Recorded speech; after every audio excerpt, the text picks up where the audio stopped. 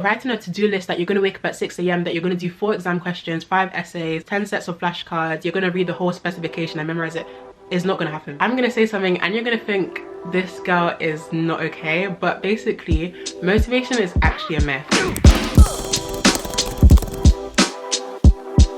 Hey guys, and welcome to another video. If you don't know me, I'm Shola and I'm a second year dental student studying at Barts in London, and today I'm basically going to be telling you how to stay motivated. So for almost everyone, it's almost approaching exam season. You've got a lot of stress, you've got a lot of things to do, and sometimes motivation, it just doesn't come naturally.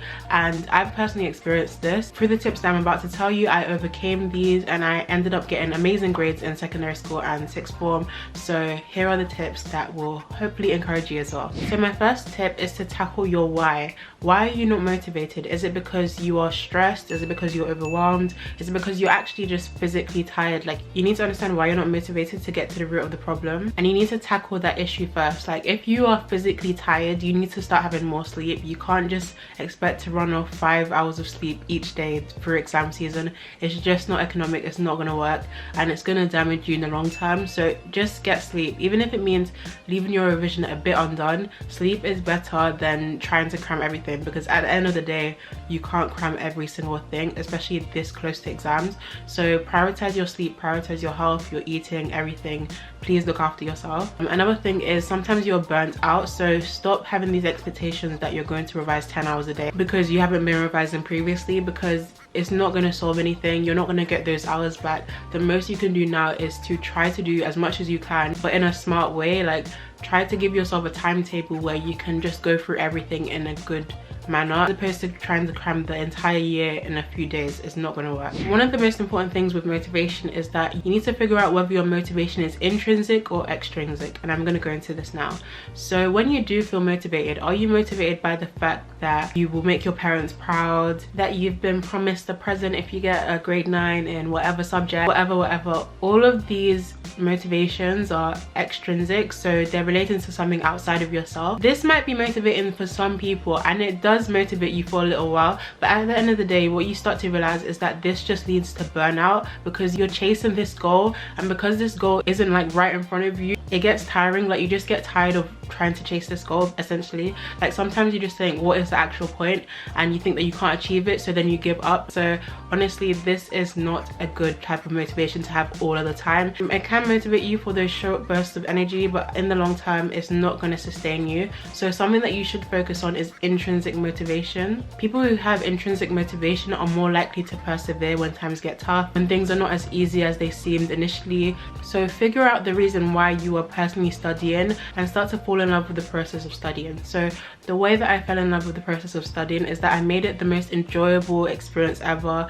Like, studying can get hard, but you can enjoy it a little bit. So when I was really down and I didn't want to study at all, I would force myself to leave the house, and then I would go to like a cafe, get my favorite drink, get my favorite oat latte, and I would sit down and do work, because I knew I cannot spend £3.50 on a drink that I could have made at home and be in this whole cafe where everyone's doing work, where everyone's just being productive, and come home with no work done. Like, I couldn't do that. So honestly, if you are stuck in the same environment and you have the opportunity to leave that environment and to go somewhere else, like a library or a cafe, then please take that opportunity, because not everyone has it, and it's just a lifesaver for those final stretches of motivation. So there was a 1998 study by Professor Claudia M. Mueller, which basically shows how you view an activity will determine your motivation. So basically, there was a group of 5th graders, and they were all given puzzles, and these were actually quite hard. And at the end, regardless of how they did on it, they were basically told that they did amazing and that they did better than the average student. So they were all happy about this. But then half of them were told that they did good because they were just smart, like they just got it, and the other half was told that they did good because they really worked hard. And then eventually they gave them another set of puzzles. These were ranking from easy, medium to hard, and basically what was shown was very interesting. So the students that were told that they were smart, they basically didn't want to work on the hard ones. They spent majority of their times on the easy ones, and they gave up.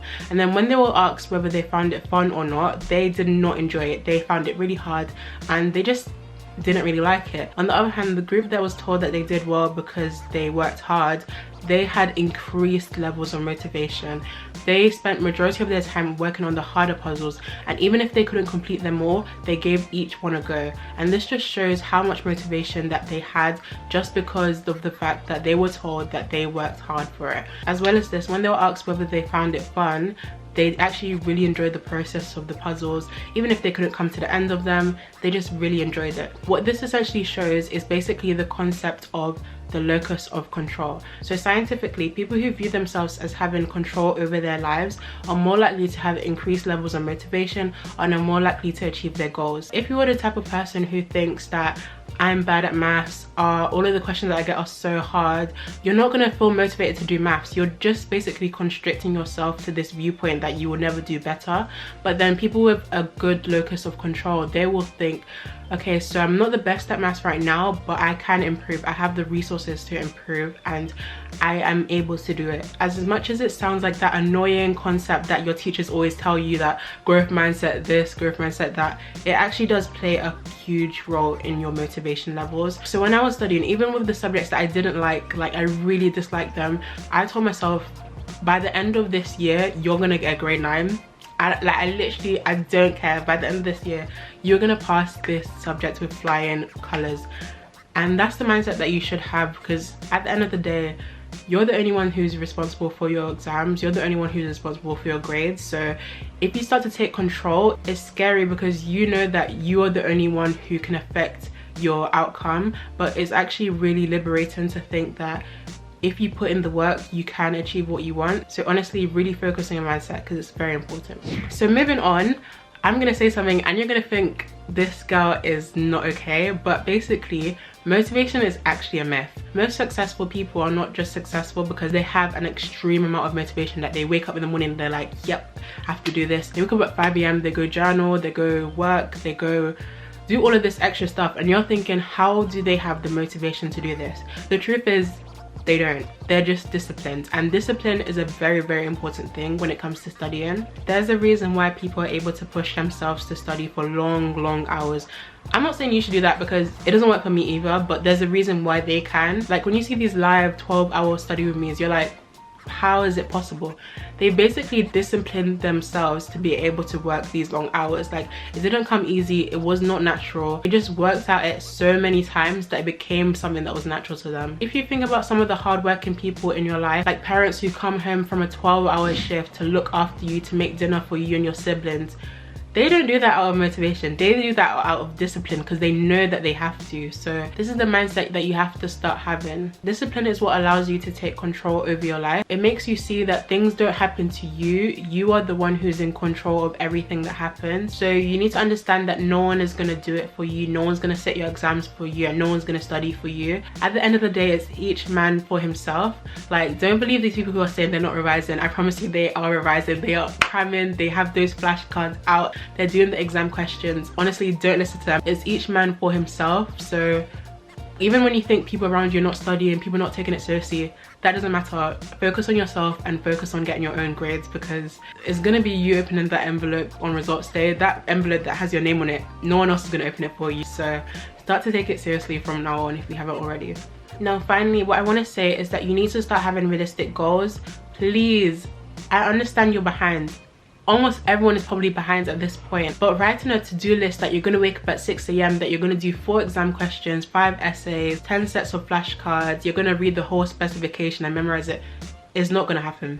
I'm here to tell you that it's not going to happen. So start having more realistic expectations of yourself. Like, it's okay. You might not complete everything, but if you work effectively, you can increase your chances of getting a good grade. If you only have like 2 weeks of the exam and you haven't been studying for 2 years, you're not going to be able to get everything. That's okay, but you just need to focus on having realistic goals for each day and each week and each month, and just planning yourself very efficiently. When you plan yourself like a little timetable for the next 2 weeks, stick to that timetable and try not to give yourself excuses not to do it, because that timetable will basically help you to do what you need to do. And at the end of the day, when you have these unrealistic goals, you set yourself up for failure. So like, if you have 10 things on your to-do list for a single day, I promise you you're probably going to do nothing, and that is just because you're so overwhelmed by how much you need to do. So you're just like in this state of just being stressed and not wanting to do anything, and that's just not what you want to be in this moment of time. If you want to feel more motivated, have realistic goals. Even if that means for one day you literally take off one thing from your to-do list, that's one thing that you probably wouldn't have done otherwise. So